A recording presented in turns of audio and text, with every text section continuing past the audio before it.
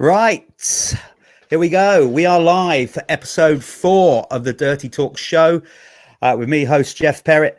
And I'm really pleased to announce that on episode 4, we are bringing in one of the hardest working men, not only in British motocross, but world motocross.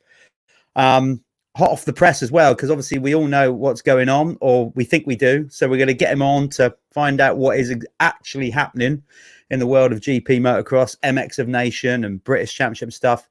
Mr. Steve Dixon. Here we go. Steve's got his lights sorted out. He's ready to rock. Let's bring him in. There he is. Look at that. So, Steve Dixon, we've just had a little bit of a chat.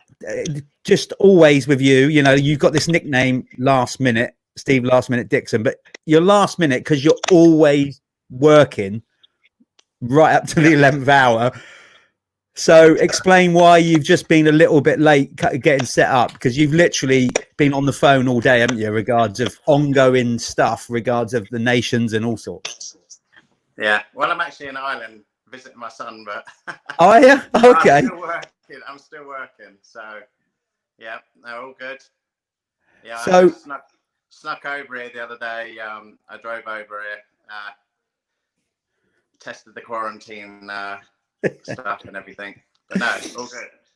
Every day's a school day, so you're even testing what travel's like for when we try and get people over. So listen, it's always super busy for you all the bloody time.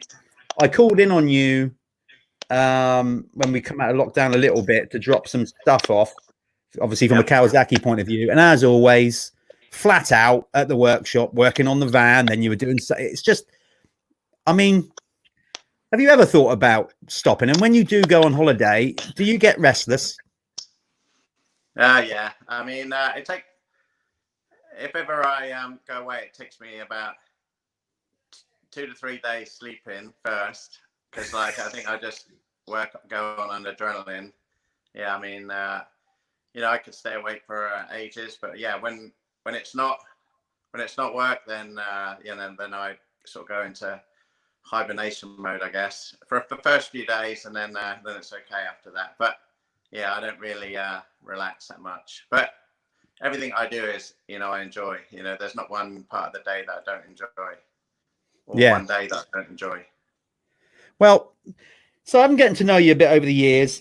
First and foremost, when I first got to know you or met you, you're sort of kind of quiet or keep, reserved, but always looking around and all that kind of stuff. But as I sort of get to know you more, you're one of the most positive people I've met. Like you're going to say, like, it's not like, oh, we can't do it. It's always like, how are we going to do it? And I guess that's why you've ended up doing what you're doing. I mean, all seriously, all joking aside, you're sat there now, all these years on from taking on and doing the first GP at Matchams. Did you honestly have visions of it being like this, or did you just go like the football cliche, well, let's just do one at a time and see where we end up?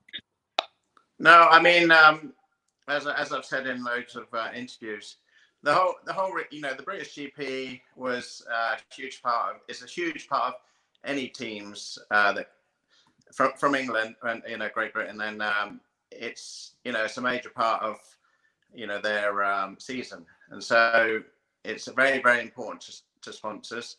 And when we used to go to Fox Hill and everywhere like that, we used to take sort of literally hundreds of people, especially at Fox Hill. We used to have a big tent over the top, and I'd go up there. I would mow the lawn, and then buy loads of tickets from John Horler, and invite all the guests for Yamaha and everything. And it was only when the up and down of the GP started in sort of 2001, when it sort of got cancelled at the triple header. Then it was going to be here, and then it was going to be there, and that was the whole reason, to try and get some stability, because without a British GP, I feared we were sort of going to lose sponsors. And if we remember back then, there was a huge amount of British teams, with RWJ, CAS, and all those sorts of teams. And the British GP was a massive buzz. So I would have been happy if you carried on at Isle of Wight. No, you wouldn't. That was a 1 year wonder, from Rob Bradley. And Yeah. again, we had to, that was really the sort of the final straw, really, because I thought, it looked like we found a home for it, and the track was awesome, and Johnny done a good job, you lot done a good job. Again, we took a lot of sponsors over to Isle of Wight. It was fantastic. It was like going abroad. It's only 15 minutes down the road from our workshop, straight across to Isle of Wight, but it still felt like going abroad. But well, they get more hours of sunshine apparently. Yeah. I mean, it was fantastic. And then, as I say, then he stopped it all. Rob Bradley stopped it all and stopped the team. And then it was turmoil again. And fortunately, the following year, I run Matchams and Mark Chamberlain run Isle of Wight. And then there was issues with, Dorset Council with the Matchams and everything. There was a lot of opposition. So, then that started. Then that started really the sort of Mattingly and everything like that.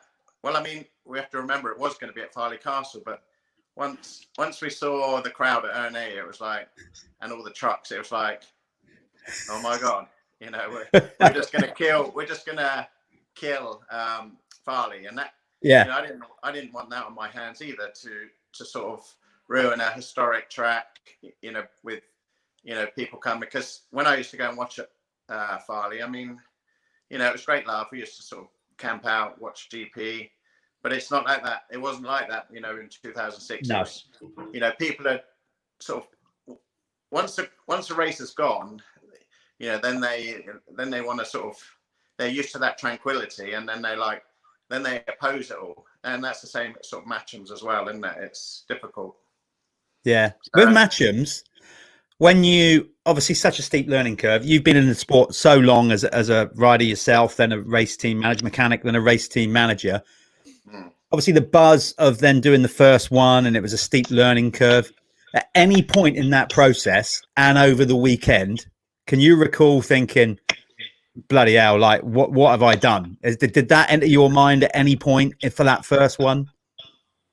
No, I mean, Matchams was just a sheer lack of sleep, because I felt as if I met myself coming back, because I went to Japan and where Billy won, and because I did the GP, I had to go out there late, so I had to go via China, and then I came back on the Sunday night. So I think I went to Japan on the Friday and came back on the Sunday, and it felt like I had met myself coming back. I mean, that was just like torture. And then then we had all the rain, but actually, Matchams was a good buzz. That didn't seem that difficult, because it's sort of self-contained, and no one knew really what to expect. So you weren't sort of dealing so much with public, as regards the camping side. That was a lot smaller. But I think and it was compact. Yeah, so it was a nice GP, especially with you say it was a lot smaller, but come on, either way, like if I recall, there was still a massive refit, obviously, for the circuit. I can remember going over there and testing the track for Moto Magazine, and spending a few days over there with Johnny, obviously, because it's just up the road from me. So it was a massive, you had to do all the drape. It was a big job. I mean, but as you know, you put Johnny on a track, and he'll take care of everything. I mean, he looks at it from the photographer's angle, from the rider's angle, and he's one of a few track builders that look at the landscape, look how it will look from an aesthetic point of view in the photos and everything like that. So you can sort of with him, with Justin Barkley, and you can sort of leave them to get on with stuff and take care of it. They sort out any of those sort of problems. And I mean, luckily Kevin Hoare, who was sort of partnering it then with me, he had access to sort of like machinery and those sort of things. And then there was another guy, Mike, but I don't think Mike sort of quite told the council everything that was sort of going on. That's my belief. So yeah, all the stuff you learn along the way. So Matcham's came to its natural conclusion because of the issue with the council and all that. yeah. At that I point, mean, it's, remind me, at that point, had you already agreed with then Youthstream or whatever they've called to do the following year? Or well, I took a 5-year deal yeah, out, so I was sort of committed anyway.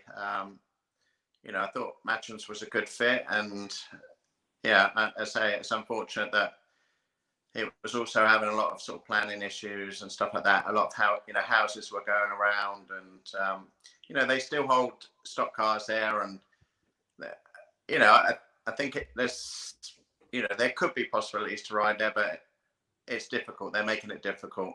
I think also the owners don't want to sort of jeopardize what they've got going on there either. yeah, that's the other thing. A few times. Yeah.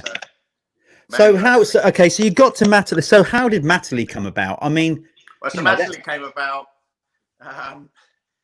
Basically, we're sort of done an agreement with Farley. Yeah. We had all the plans. We drew everything up. We had Martin from Bike It was sort of, my partner in Bike It Promotions when we ran it. It was going to be at Farley. We went to an A with with the his Porsche all signed up. We had girls there. We had leaflets. We handed everything out. Saying the date of Farley, and then as I say, when we got to Farley and then come back to UK and then went back down to Farley, I just thought, this is going to be a disaster. Like we're never ever going to fit everything in here. I know in the past we've had big crowds, but it's the sheer amount of vehicles and the weight of vehicles and trying to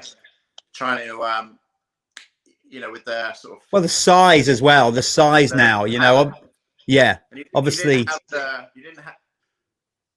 you didn't have the fields that used to be allowed for camping. Back in the sort of 90s when we used to go and watch. Those fields weren't available anymore.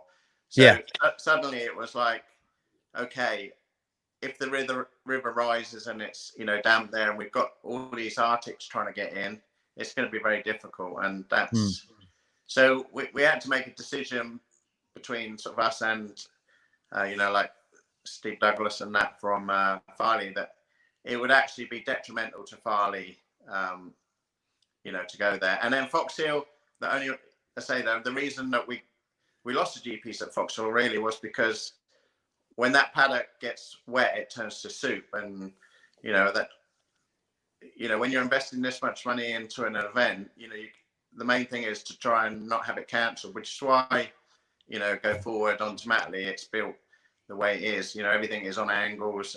There's drainage in it, the chalk. Which the whole thing drains even better than sand. So the main priority of the track is not to get it cancelled. So that's that's where that started really. And Mattingly, it was just a field. I actually went. Yeah, you hold on. You say just a field. So you're there, you make the inquiries, however that came about, and you go and do your first viewing of the estate. So when you walked, was that the only field available? Did they drive you straight to that field? And then I went there. I saw the bowl where they have the the festival in Mattingly Bowl. Yeah, which is where they address the troops and all that. So that looked perfect. But then I went and knocked. And at this point I didn't know Pebble. I went and knocked on, the farmer and said, what about motocross here in the bowl? And he's like, well, it's a bit out in the open with the ANOB, which is the national park. It's now a national park there. It was an area of outstanding natural beauty. So he said, right, well, we've got some different valleys, how about this one? So he took me around. I said, yeah, well, there was just 2 trees in it, and that was it. And it was just completely bare and had like, a water trough in it. He said, look, how about that? So said, yeah, looks okay. Then I got Johnny along, and then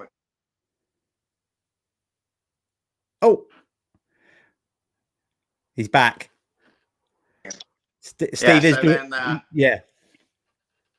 Go on. I'm on my mobile, that's why. Yeah, you're on your mobile, but you know, this is it. This is what it's all about.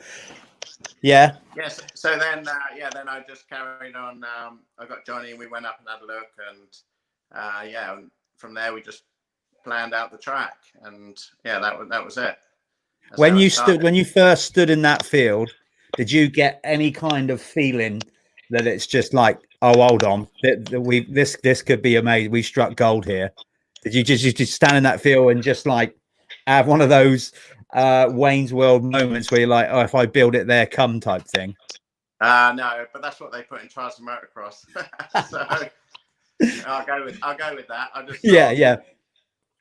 I thought, and here we are. I mean, here we are.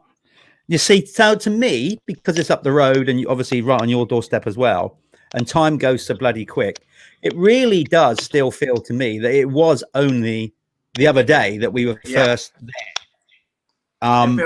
It feels it doesn't feel like 2006, that's for sure. I mean, it really does go quick.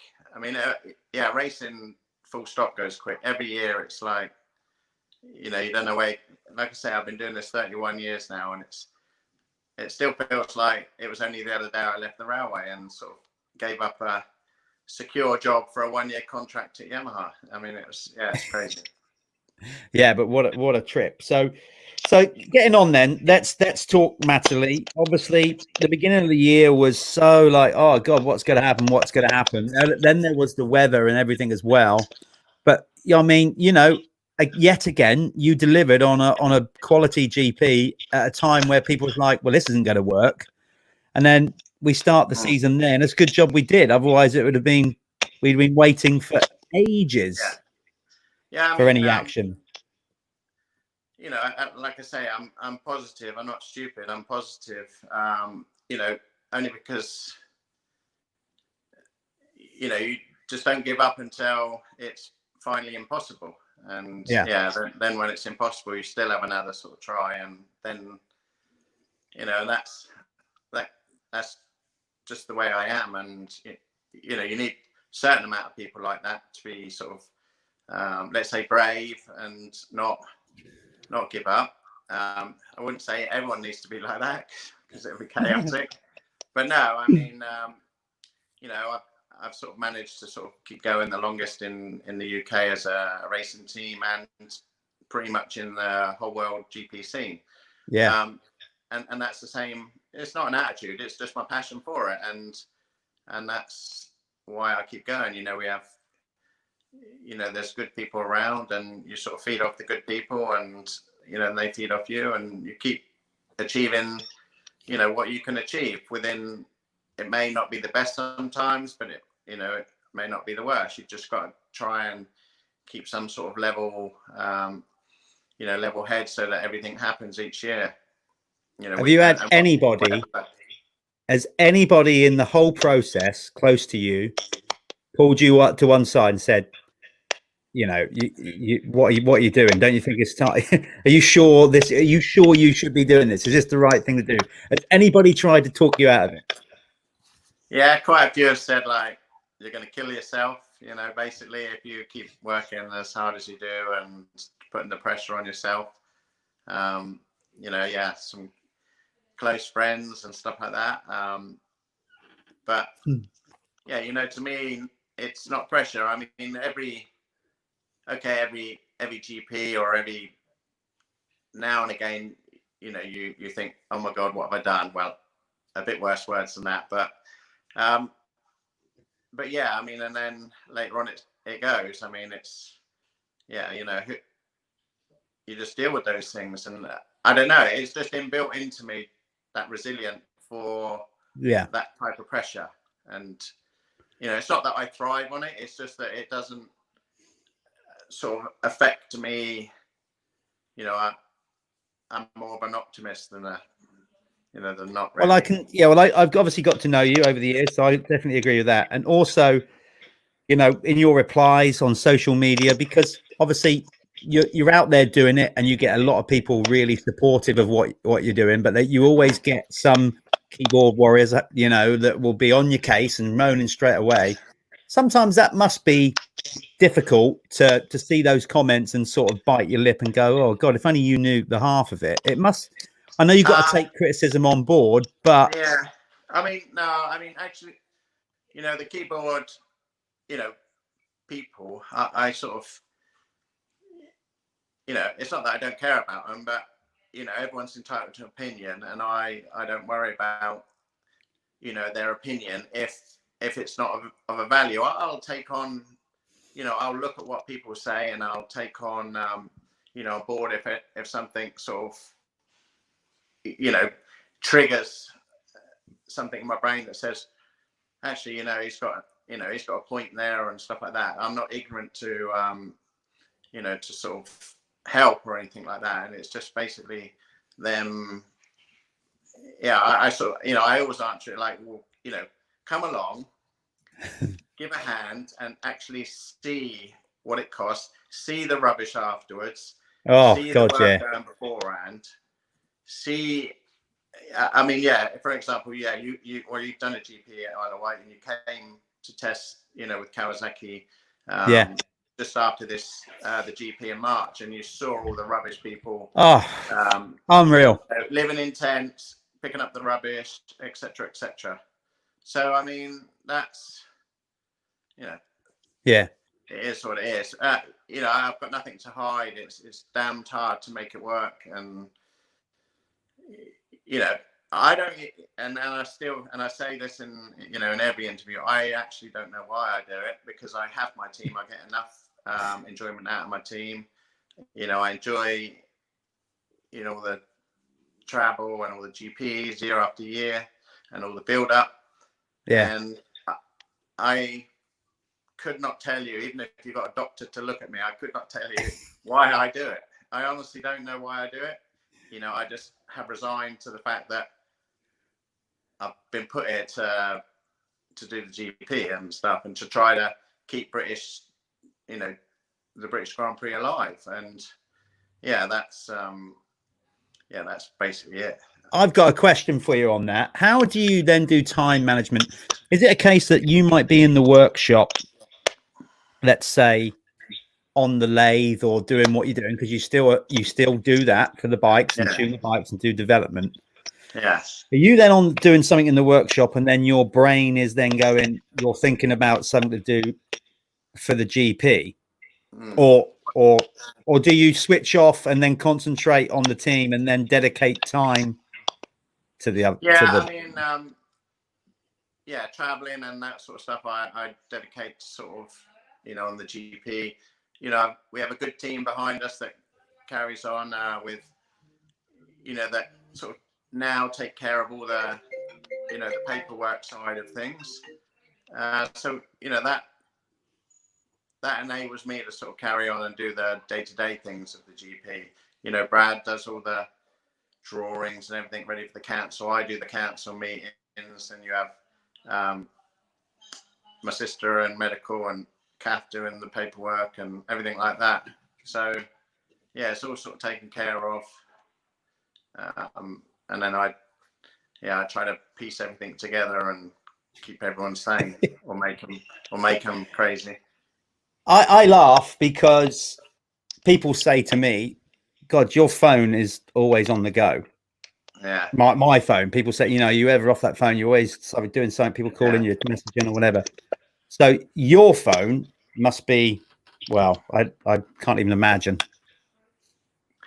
Yeah, it doesn't seem as bad nowadays as it used to be, but I think people just got used to me. Now, there's more emails and stuff. Yeah.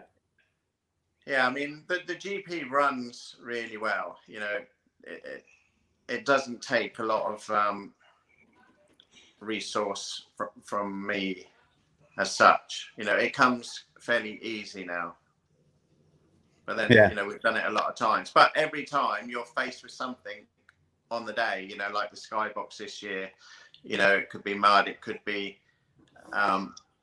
everything. And my trouble is I can never say no. we held 2 lots of 4-day festivals and 700 riders, and oh, America's dropped out. Can you run the nations? Oh yeah, I'll do that. And so that's do you know what, that's the perfect opportunity so let's get on to this surprising news. Obviously we all know what's going on in the world. We don't have to go over that. Yeah. So then the news came out of the blue. Obviously France, it couldn't be done. And then, like you said, you've just sort of stepped in. So I know we've obviously seen interviews and stuff like that already, but in your own words a little bit there, how did that come around? I mean, literally it was, again, France had to pull out because of timing reasons, and they had to commit. And yeah, I mean, so in front, Daniele rang me and said, what do you think the chances are at Mattingly? I said, yeah, I don't know. I said, but yeah, I'm up for running it. The next day it got, I spoke to Pebble. I said, look, but literally tomorrow it gets announced. And this was sort of 7:30, 8 o'clock at night. I said, they've got to announce France is being off, and they've got to announce something for the MXON. I said, just to let you know, we'll have to discuss details later. And I said, look, if we can run it, if we can get the permissions from South Downs National Park, Winchester Council, Peveril, the police, etc., we're up for it. We can leave it as long as possible, but we're up for it. So yeah, that's where I am, just currently trying to get all the permissions. Running the event would be easy. We've done all the risk assessments and spoken to all the suppliers and everything, watching all the sort of government sort of guidelines and stuff. But it is tricky, and what I'm finding is no one wants to, apart from me, be responsible for COVID coming to a town, basically. And they don't want to be. No one wants to take responsibility, and it's not I'll take responsibility, and then to mitigate the responsibilities by risk assessments and stuff like that. But it's everyone else, in authorities, that for them it's a question of hassle or say no. And yeah, I'll put up with the hassles, and no's not really in my vocabulary, but that's where the stage I'm at now. So that's why it's got TBC. We're 500% trying to get the event on and make it happen. Bugger. That's all I got to say to that. Bear with us, folks. Steve is on his phone. Hopefully, no, I'm here. He's here. Hey, somebody's turned the lights out on Steve. So just bear with us until he comes back on. If people are, obviously this is big, the wonders of live technology. Steve's having to use his phone over in Ireland, so I guess he's the Wi-Fi or whatever we're on here. But I'm here somewhere. Well, so let's just keep going, and Steve will have to speak in darkness. I know you're not in darkness, but it'd be still good to hear you talking, and hopefully the picture will come back. I've got really good Wi-Fi here, but I don't know why it's gone. So anyway. No, that's weird, isn't it? That's modern technology for you, isn't it? It's so annoying. Maybe people would have enough looking at my face. So but, well, hang on. Do you know what? That's not the Wi-Fi. That's not the Wi-Fi at all. I've just taken you off the stream. That's bloody annoying, isn't it? I don't really know what to do there. Let me the wonders of live TV. Let me just remove you from the stream a minute. Okay. And then see if you come back. I bloody hope so. If not, we'll have to call it there and do a 0.2 version. So bear with me. Right. So there's me. I'm gonna try and bring Steve back add him to the stream. No, he's still in black. Sod it. Well, this is a first. You wiped me Uh, out. I hope this doesn't happen at any of the events. They'll like the power goes down or whatever. It's just me talking to myself. Can you hear me? Okay. We can hear you fine. We can hear you. We can hear you fine. But just can't see you anymore. I'm gonna try to I'm gonna keep trying to refresh and get you back up, but it's not really doing it, is it? We have a technical hitch, to say the least. Right. I'll tell you what I might do then. Yeah. Bob Buchanan's just popped up and saying, "Have you got your phone on charge, Dicko?" Hey. Bob Buchanan's just popped up with a comment saying, "Have you got your phone on charge?" No. Well, I don't think it's that. I'm not a technical genius. This is just we're relying on. I'd have to ring Brad and say, Brad, what's going on? What's going on? Do you know what? We obviously, as much as we can hear you, it's a bit bizarre not having you on the screen. So I think what we'll do on this one, is I'm gonna end the stream. So everybody watching, I'm gonna end this live feed. Tell him he's on a picnic, Kath Burridge said. You'll get funny when you go off screen. Do you know what picnic is? No. It's person in chair. Person in chair, not in computer. No. Not in control. No, person in. Yeah. Person. She's just said that you will get that. Right. So what we're going to do, I'm going to try to just refresh this one more time. No joy. Let me try something else. Okay. Live TV. Now I know what it really must be like. Let's try. No, I don't think that'll work either. I'm going to try for that. As being live on TV and then some dog comes jumping on your leg and starts humping you or something. Could be worse. Come on, Steve. Hey? Come on. What if you turn it off and then I turn it off and then go back with on a big capital B? So now he's gone all together. Right. So what I'm going to do, so if you're watching this not live, it doesn't matter anyway. Sorry, folks. This is a bit out of my control. This is just us doing it from home. We haven't got the might of a broadcasting company behind us. I will end the stream and then give us 2 or 3 minutes, and then we'll complete the rest of this. We'll do a Steve Dixon .2 dirty talk, so a 4.2 version. So I'm going to sign off. I'm going to end that broadcast. Bear with me because I can't seem to add him back to the stream. One more time. Come on, Steve. Be there. Am I there now? No, it's not happening, is it? Right. That's what we're doing. And if I can't get him back, we just have to abort it there and do it another day. Okay, when he's sat on his laptop or whatever. So I'm going to sign out for now. Hold fire. Hopefully I'll be back in 5. Let's end it there.